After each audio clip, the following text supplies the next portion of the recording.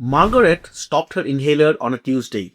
She is 67, lives in Manchester, diagnosed with COPD, and 2 months ago her GP started her on a combination inhaler. She did everything right. Twice a day, never missed a dose. 2 weeks in, she woke up with her mouth on fire, a white coating across her tongue, a throat so sore she couldn't swallow her tea without wincing. Oral thrush caused by the very inhaler meant to help her breathe.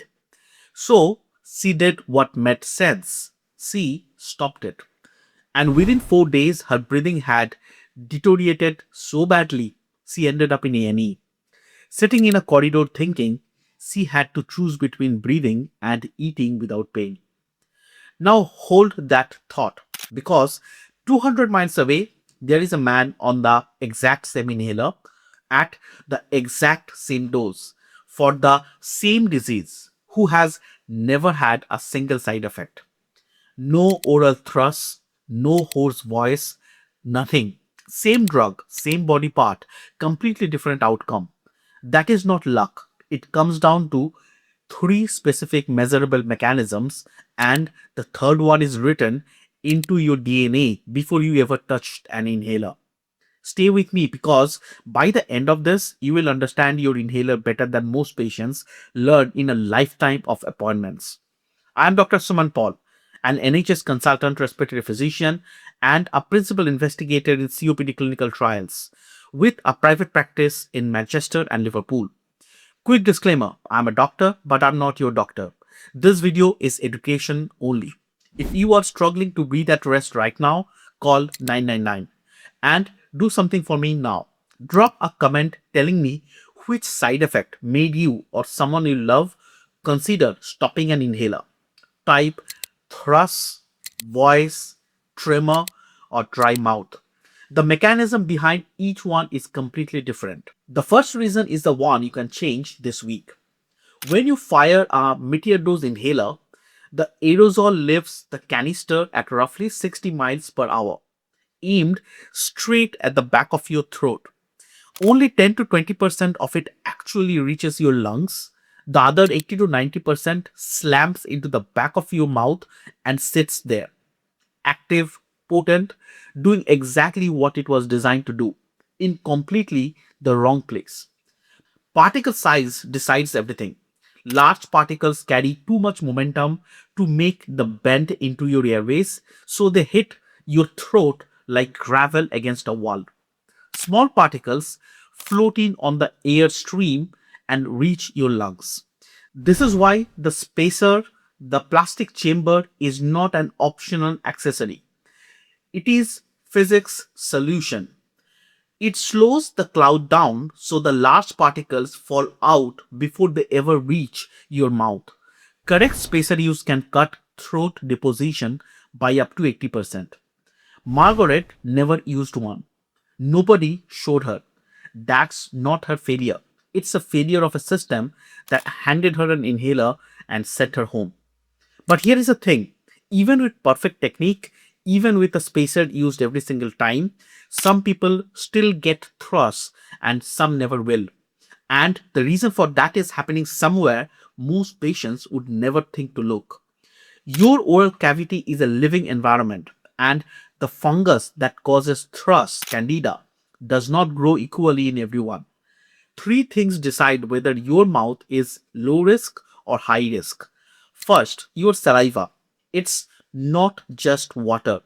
It contains natural antifungal proteins and it mechanically washes drug residue off your throat. If your saliva is reduced, both defenses fail at once. And who has reduced saliva? Patients on certain inhalers that dry the mouth, patients on antihistamines and antidepressant, and simply older adults who are mildly dehydrated. Second, dangers. The acrylic surface is a perfect reservoir for candida. Deposit a local immunosuppressant onto a surface already colonized with the fungus, and thrush becomes almost reliable. Third, mouth breathing. Breathing through your nose filters, humidifies, and slows the air. Mouth breathers bypass all of that. The tissue dries, particles hit harder. Picture a mouth breathing denture wearer with a dry mouth from another medication. That person is in a completely different risk category from a nasal breather with healthy saliva, even on double the dose. Same inhaler, different bodies. If this is already making more sense than any appointment has, that's exactly why I make these videos. Subscribe to this channel for plain English respiratory content every week. And I run a free lung health community with a weekly newsletter, no cost, just clear evidence-based guidance. The link is in the description. Now, here is the third mechanism, and this is the one almost no doctor has ever had time to explain to you. Because it's not about how you use the inhaler or what your mouth is like. It's about something decided before you were even born. This field is called pharmacogenetics, how your DNA predicts your response to a specific drug. There are two genes that explain why Margaret reacted and David didn't. The first is called CYP3A5. It's an enzyme in the lining of your airways whose job is to break down steroids locally. Here is a number that changes everything. Around 85 to 95% of people of European ancestry carry a variant that produces no functional enzyme at all. If that's you, and statistically it probably is, the inhaled steroid lands in your airway tissues and stays there at full concentration because your body can't break it down locally. The local immunosuppression in your throat lasts longer. Higher tissue levels, higher side effect risk on the exact same puff. Now, I will be transparent. The direct studies linking this gene to thrush rates are still limited. This is emerging science, but the pharmacology is sound. And here is why I'm telling you, your side effects may not be a personal failure or you being too sensitive. They may be your body processing the drug differently at a genetic level. Knowing that matters because it means you are more likely to report the problem instead of quietly stopping your treatment. The second gene is ADRB2, and the evidence here is stronger. It codes for the receptor your blue reliever inhaler binds to. Certain variants make those receptors more sensitive throughout the body, not just the lungs. Two patients take 4 puffs of salbutamol from an identical inhaler. One shakes for an hour, heart racing, can't hold a cup of tea. The other feels mild relief and carries on.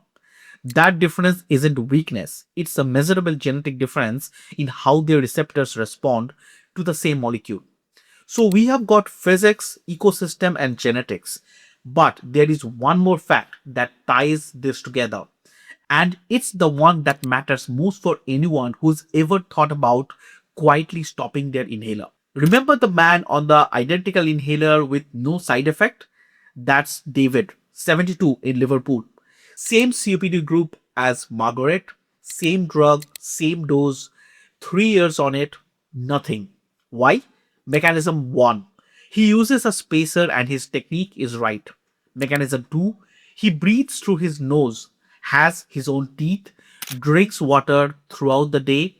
His oral ecosystem is low risk. And mechanism 3. His genetics simply deal him a different hand. Three independent reasons, all working in his favor. Here is what I need you to hear. Side effects that make you stop treatment are more dangerous than the side effects themselves. Let me say that again. A COPD flare up because you stopped your inhaler will put you in hospital. Oral thrush treated correctly will not. Margaret came to my clinic 3 weeks after her A&E visit.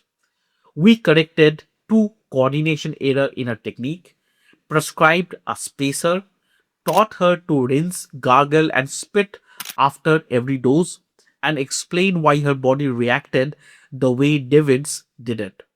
3 weeks later, the thrush has cleared.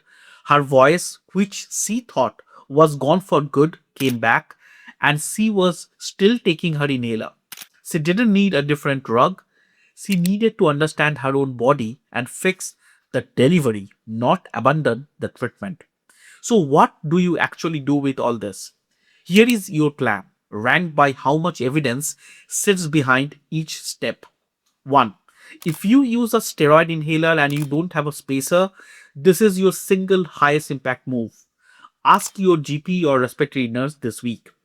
They are free on prescription. 2. Rinse, gargle, and spit with water after every steroid dose. Gargle for 10 seconds and don't swallow. If you wear dentures, clean them daily and take them out overnight. 3. And this is the most important, report side effects before you stop. Your team can switch your device, add a spacer, adjust your dose, or move you to a type of inhaler that deposits far less active drug in your throat. But only if they know. 4. Ask for a proper inhaler technique review, not a quick demonstration, a watch and correct session. And 5. If you are a persistent side effect sufferer, ask specifically whether a pro-drug inhaler like cyclesonide is appropriate for you. If you are in the northwest of England and inhaler side effects are wearing you down, thrush, a hoarse voice, tremor, dry mouth, this is exactly what I help patients at my private respiratory clinic in Manchester and Liverpool. No GP referral needed, and you can usually be seen within days. I will personally review your full inhaler regime, your technique, and your medication list, and tell you exactly what's driving your side effect and what you can do about it. The booking link is in the description. If this gave you something useful, share this video with one person who has been quietly putting up with inhaler side effects they were told were just unavoidable. They almost certainly are not. I am Dr. Suman Paul. Take care of your lungs. They are working harder than you think. See you in the next video.